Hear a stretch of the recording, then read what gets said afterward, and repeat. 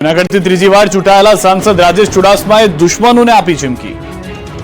આ 5 વર્ષમાં મને જે નડ્યો છે એમને મૂકવાનો નથી, એ પણ આ જાહેર મંચ પર લોકસભાની ચૂંટણી પૂર્ણ થતાં જ ભાજપના કેટલાક નેતાઓ આક્રમક તેવર દેખાડવા માંડ્યા છે। ચૂંટણીમાં અને ગત ટર્મમાં નડેલા દુશ્મનોને ખુલ્લેઆમ ચેતવણી આપી રહ્યા છે।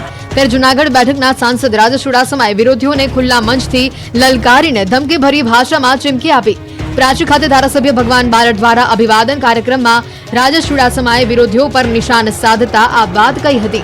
ત્રીજી વાર વિજેતા બની હેટ્રિક લગાવનારા ભાજપના સાંસદ રાજેશ ચુડાસમાએ જાહેર મંચ પરથી કહ્યું કે આ લોકસભા ચૂંટણીમાં મને જે નડ્યા છે તેનો ભારતીય જનતા પાર્ટી હિસાબ કરે કે ન કરે, પરંતુ હું આગામી 5 વર્ષ કોઈને મૂકવાનું નથી। વિરોધીઓ પર નિશાન તાકતા કહ્યું કે છેલ્લી બે ટર્મના 10 વર્ષ દરમિયાન તમને જે ખાટા ઓડકાર આવ્યા છે એ હવે આગામી 5 વર્ષમાં એક પણ ખાટો ઓડકાર નહીં આવવા દઉં, તે ભગવાન માધવરાયની સાક્ષીએ કહું છું। આ સાથે ભાજપ પાર્ટી હિસાબ કરે કે ન કરે, પણ હું આગામી 5 વર્ષમાં મને જે આ ચૂંટણીમાં નડ્યા છે તેને મૂકવાનું નથી। મારા ખાલી પત્રથી જિલ્લાઓમાં બદલીઓ થઈ જાય છે। સાંસદના આ નિવેદનથી રાજકીય વર્તુળોમાં પણ ખળભળાટ મચ્યો છે। અને એ પણ કહું છું કે ભારતીય જનતા પાર્ટી હિસાબ કરે કે ના કરે, પણ હું આ 5 વર્ષમાં મને જે નડ્યો છે એમને મૂકવાનો નથી, એ પણ આ જાહેર મંચ પરથી કહું છું। બેફામ બનેલા ભેળસેળિયાઓ વચ્ચે સુરત અને વડોદરામાં ફૂડ વિભાગનું તપાસનું નાટક। ખાણીપીણીની દુકાનમાં ચેકિંગ। લોકોના સ્વાસ્થ્ય સાથે ચેડાના વધતા જતા કિસ્સાઓને લઈને સુરત ફૂડ વિભાગ એક્શનમાં આવ્યું છે અને શાળા કોલેજની આસપાસ ચાલતી ખાણીપીણીની દુકાનો પર ચેકિંગ હાથ ધર્યું। સુરત પોલીસને સાથે રાખી ફૂડ વિભાગે 62 શૈક્ષણિક સંસ્થાઓ પાસેથી દુકાનોમાં ચેકિંગ હાથ ધર્યું। 129 જેટલી દુકાનો પરથી ખાદ્ય પદાર્થોના નમૂના લેવાયા, જેના પૃથ્થકરણ માટે લેબોરેટરીમાં મોકલવામાં આવ્યા। વડાપાઉં, ઇડલી, સેવ અને આલુપુરીમાં ઉપયોગમાં લેવામાં આવતા શાક સહિતની વસ્તુઓના સેમ્પલો લેવામાં આવ્યા। આ તરફ વડોદરાની સયાજી હોસ્પિટલની કેન્ટીનમાં ફૂડ વિભાગે દરોડા પાડ્યા। કેન્ટીનમાં પીરસાતા ભોજનમાં સ્વાસ્થ્ય સાથે ચેડા થતા હોવાનું સામે આવતા કોર્પોરેટર જાગૃતિબેનની ફરિયાદના આધારે પાલિકાના ખોરાક શાખાએ કાર્યવાહી કરી। તપાસ દરમિયાન સડેલા ટામેટા, બટાકા અને ડુંગળીનો જથ્થો મળી આવ્યો, જ્યારે લોટ અને સમોસા પણ ખુલ્લા પડેલા જોવા મળ્યા। તેલ અખાદ્ય હોવાનું સામે આવતા તમામ સામાનનો સ્થળ પર જ નાશ કરવામાં આવ્યો। ફૂડ વિભાગે 14 જેટલા સેમ્પલ લઈ લેબમાં તપાસ માટે મોકલ્યા। સાથે જ કેન્ટીન 1 દિવસ માટે બંધ કરી કેન્ટીન સંચાલકોને નોટિસ આપી 7 દિવસમાં ચોખ્ખાઈ કરવાની સૂચના અપાઈ। પેકેજ ફૂડ ખાવાની આદત હોય તો સુધરી જજો। 19 જેટલી પેકેજ ફૂડ કંપનીઓને FSSAIએ ફટકારી નોટિસ। જો તમે બહાર તૈયાર મળતા ફૂડ પેકેટ ખાતા હો તો ચેતી જજો। ચટાકેદાર સમજી ખાતા આવા ફૂડ પેકેજ તમારું આરોગ્ય બગાડી શકે છે। પેકેજ ફૂડ કંપની લોકોના હેલ્થ સાથે ચેડા કરતી હોવાનો ખુલાસો થયો છે। આવી 19 જેટલી કંપનીઓને FSSAIએ નોટિસ ફટકારી છે। પેકેજ ફૂડ પર લોકોને ભ્રામક કરતા ચિત્રો દર્શાવતી, લોકોને ગેરમાર્ગે દોરતી, કંપની હેલ્ધી ફૂડના ખોટા દાવા કરતી કંપનીઓને નોટિસ ફટકારવામાં આવી છે। FSSAIએ દેશની 19 જેટલી કંપનીઓને નોટિસ પાઠવી છે। કોમ્પ્લેન, હોર્લિક્સ, બૂસ્ટ સહિતની કંપનીઓને નોટિસ આપવામાં આવી છે। કેલોગ્સ, મુસ્લીને પણ નોટિસ અપાઈ છે। નોટિસમાં નવા કાયદા મુજબ પેકિંગ પર 100% જ્યુસ લખાણ નહીં કરવા જણાવ્યું છે। પ્રોડક્ટમાં મિક્સ કરેલી વસ્તુઓ હોય તો તેનો ઉલ્લેખ કરવા અને જેમાં શુગરની માત્રા 15 ગ્રામ પ્રતિ કિલો હોય તો હાઈ શુગરનો ઉલ્લેખ કરવા કહ્યું છે। ઓટ્સ નૂડલ્સનું પરીક્ષણ કરતા 94% મેંદાની માત્રા મળી આવી, તેમાં ફક્ત 6% જ ઓટ્સનો ઉપયોગ કરવામાં આવે છે। ત્યારે પેકિંગ પર ભ્રામક બાબતો પર નિયંત્રણ માટે નોટિસ આપી છે। પાવાગઢમાં ખંડિત મૂર્તિઓ ફરી સ્થાપિત કરાઈ। જૈન મહારાજોએ કરી પૂજા। પાવાગઢના પર્વત પર હટાવી દેવાયેલી ખંડિત મૂર્તિઓને ફરી સ્થાપિત કરી દેવામાં આવી, જે બાદ જૈન સમાજના મહારાજ સાહેબ અને મોટી સંખ્યામાં દર્શનાર્થીઓએ પહોંચી પૂજા અર્ચના કરી હતી। મહારાજ સાહેબ દ્વારા ભગવાનની પ્રતિમાઓને પુનઃ સ્થાપિત કર્યાનો આનંદ વ્યક્ત કરવા અહીં પહોંચ્યા હતા। સાથે જ આગામી સમયમાં આ પ્રતિમાઓને કોઈ વિધર્મીઓ કે પ્રશાસન દ્વારા કંઈ પણ કરવામાં આવશે તો રક્ષણ માટે શ્રીફળની જેમ પોતાના મસ્તક ધરી દેવાનો સંકલ્પ લેવાયો। હાલોલથી મહારાજ સાહેબની નિશ્રામાં મોટી સંખ્યામાં જૈન સમાજના અગ્રણીઓ સહિત દર્શન માટે પહોંચ્યા હતા। દર્શનાર્થીઓએ પહોંચી પૂજા અર્ચના કરી હતી। જામનગરમાં ધાર્મિક દબાણ પર તંત્રનું બુલડોઝર ફરી।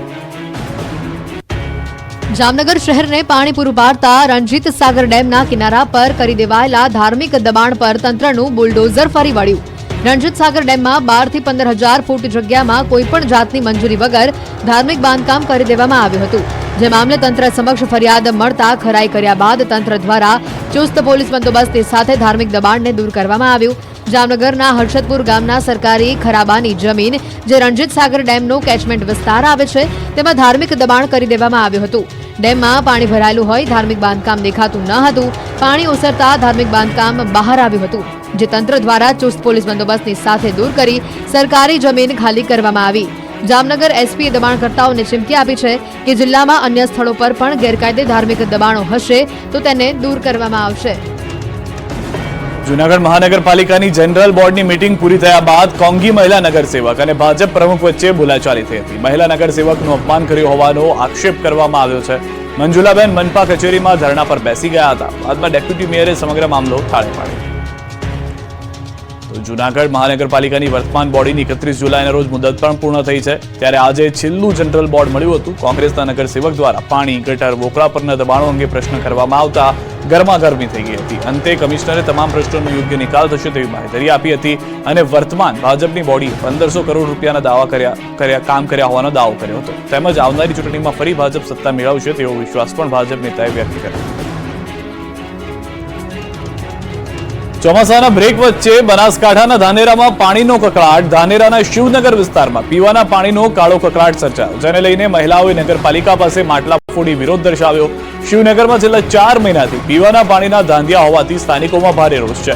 અનેક રજૂઆત બાદ પણ તંત્ર દ્વારા કોઈ પગલાં ન લેવાતા મહિલાઓએ નગરપાલિકામાં માટલા ફોડી વિરોધ નોંધાવ્યો અને પાણી આપોના નારા લગાવ્યા. સ્થાનિકોએ તાત્કાલિક પાણીની સુવિધા પૂરી પાડવાની માંગ કરી છે અને જો આ માંગ નહીં સ્વીકારાય તો ઉગ્ર આંદોલનની ચીમકી પણ ઉચ્ચારી છે.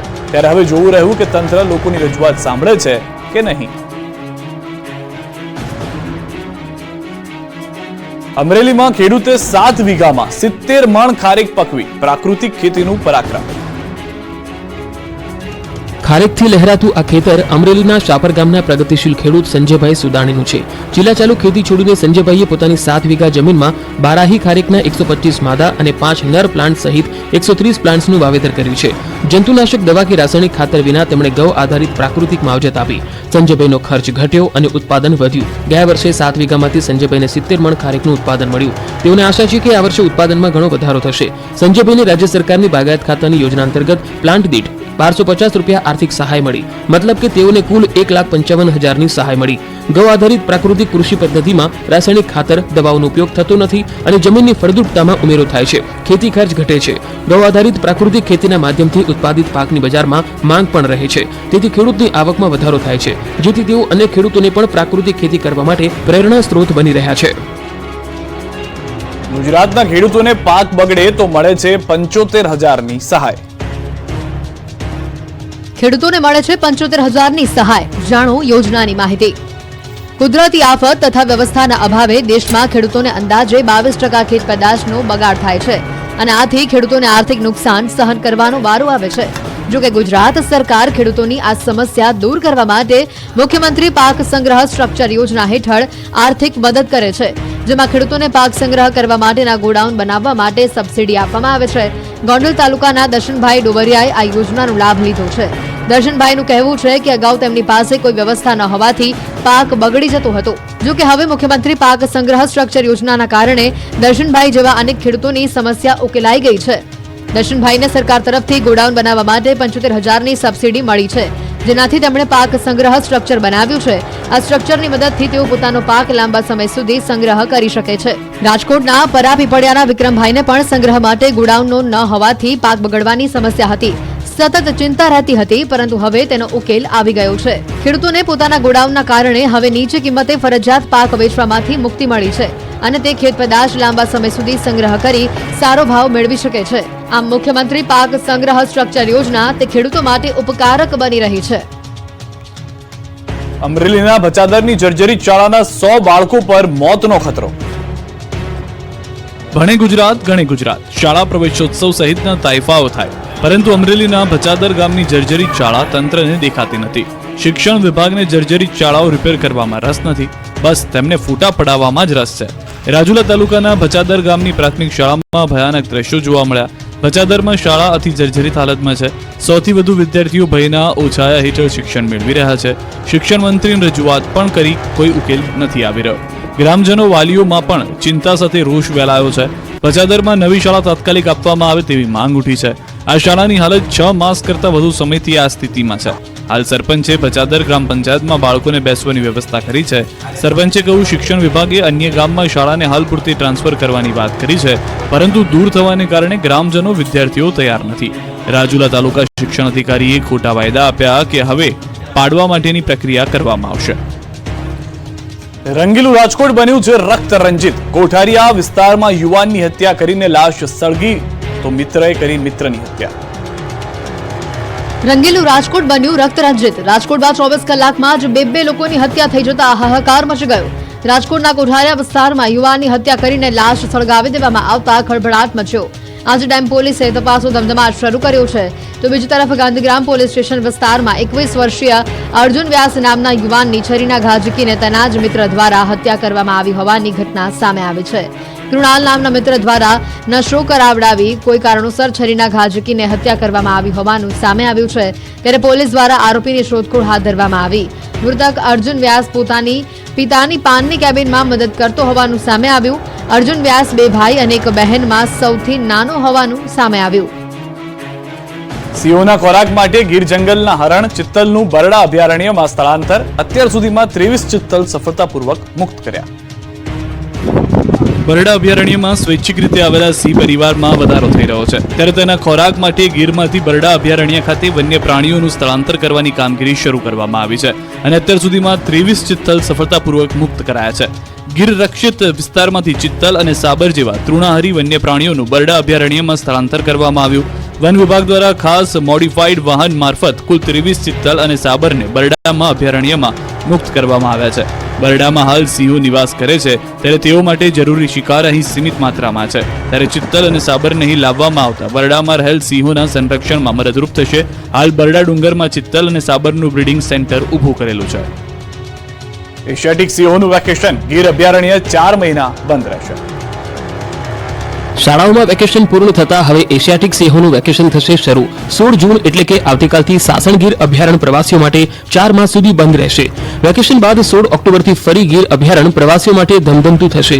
સાસણગીર અભયારણ્ય દર ચોમાસાની ઋતુમાં બંધ રાખવામાં આવે છે, કેમ કે એક તો જંગલના રસ્તા કાચા અને નદીનો પ્રવાહ સતત વહેતો હોય છે. વરસાદ દરમિયાન અહીં આવતા પ્રવાસીઓને તકલીફ પડતી હોય છે. આ દરમિયાન અહીં વસવાટ કરતા સિંહો તેમજ બીજા હિંસક પ્રાણીઓનો પ્રજનન કાળ શરૂ થાય છે, એટલે પશુઓને કોઈ ખલેલ ન પહોંચે તે માટે ગીર અભયારણ્ય બંધ કરી દેવામાં આવે છે. જો કે અમરેલીનું આંબરડી સફારી પાર્ક તેમજ સાસણ ખાતે આવેલ દેવળિયા સફારી પાર્ક પ્રવાસીઓ માટે ખુલ્લું રહેશે. ગત વર્ષે સાસણ, આંબરડી અને દેવળિયા પાર્કમાં 8,83,000 પ્રવાસીઓએ મુલાકાત લીધી હતી, જેમાં 8,000 વિદેશી પ્રવાસીઓ હતા, તો ગીર અભયારણ્યમાં 1,95,000 પ્રવાસીઓએ મુલાકાત લીધી હતી. હવે 4 મહિના બાદ સાસણગીર અભયારણ્ય પ્રવાસીઓ માટે ખુલશે. કચ્છના રણના ઘુડખર પ્રાણીઓ નહીં રહે તરસ્યા. 4-5 કિલોમીટરના અંતરે પાણીના પોઈન્ટ બનાવાયા. કચ્છના રણમાં ઘુડખર પ્રાણીઓ હવે નહીં રહે તરસ્યા. વન વિભાગ દ્વારા વન્ય પ્રાણીઓ માટે દર 4 થી 5 કિલોમીટરના અંતરે પાણીના પોઈન્ટ બનાવવામાં આવ્યા છે. પ્રાણીઓના પ્રાણ સલામત રહે તેના માટે ગુજરાત વન વિભાગે 50 થી વધુ પાણીના જળકુંડ બનાવી ખાસ વ્યવસ્થા કરી છે, જે દૈનિક ધોરણે સવાર સાંજ પાણીથી ભરવામાં આવે છે. વન વિભાગ દ્વારા જ્યાં જ્યાં પાણીના કુદરતી સ્ત્રોત ઉપલબ્ધ નથી ત્યાં આવી ખાસ વ્યવસ્થા ઊભી કરવામાં આવી છે. ખારાગોડા, દહેગામ, પીપળી, અખિયાણા, ઝીંઝુવાડા, વસરાજપુરા, અમરાપુર, ભીમકા, ઓડુ એમ અલગ અલગ રણ વિસ્તારની અલગ અલગ જગ્યાએ 4 થી 5 કિલોમીટરના અંતરે પાણીના પોઈન્ટ બનાવવામાં આવ્યા છે. પાણીના હોજ અને અવેડા પણ છે. 45 થી 50 પોઈન્ટમાં દરરોજ સવાર અને સાંજે વન્ય પ્રાણી ઘુડખર, લોંકડી, નીલગાય, વરુ, શિયાળ, જરખ, સસલા અને જુદા જુદા પક્ષીઓ માટે સવાર સાંજ પાણીની વ્યવસ્થા પૂરી પાડવામાં આવે છે. સ્વર્ણિમ ગુજરાત સ્પોર્ટ્સ યુનિવર્સિટી ખાતે આગામી 22મી જૂનથી 7મી જુલાઈ 2024 દરમિયાન AIFFની senior men's football club championship યોજાશે. ગુજરાતમાં પ્રથમવાર આયોજિત આ ટુર્નામેન્ટમાં દેશભરમાંથી 19 જેટલી ટીમ ભાગ લેશે. ગુજરાતમાંથી બરોડા ફૂટબોલ એકેડેમીની ટીમ પણ ભાગ લેશે. વર્ષ 2023માં GSFA ફૂટસલ ક્લબ ચેમ્પિયનશિપમાં વિજેતા બની હતી, જેથી આ ટીમ પણ ભાગ લેશે. દેશના 15 સ્ટેટ એસોસિએશન દ્વારા પોતપોતાની ટીમને નોમિનેટ કરાઈ છે, જ્યારે ગત વર્ષની હીરો ફૂટસલ ક્લબ ચેમ્પિયનશિપની 4 સેમીફાઇનલિસ્ટ ટીમને ડાયરેક્ટ એન્ટ્રી અપાઈ છે. આ ટુર્નામેન્ટ લીગ કમ નોકઆઉટ રાઉન્ડ ફોર્મેટના આધારે રમાશે, જેમાં તમામ 4 ગ્રુપની વિજેતા ટીમો સેમીફાઇનલમાં પ્રવેશ કરશે. આ ટુર્નામેન્ટની બંને સેમીફાઇનલની વિજેતા ટીમો આગામી 7મી જુલાઈના રોજ ફાઇનલમાં ટકરાશે. ગુજરાત સ્ટેટ ફૂટબોલ એસોસિએશનના પ્રેસિડેન્ટ પરિમલભાઈ નથવાણીએ આ પ્રસંગે ખુશી વ્યક્ત કરતા જણાવ્યું હતું કે રાષ્ટ્રીય ફુટસલ ચેમ્પિયનશિપ જેવી આ ટુર્નામેન્ટને ગુજરાતમાં લઈ આવવા અંગે GSFA ગૌરવ અનુભવ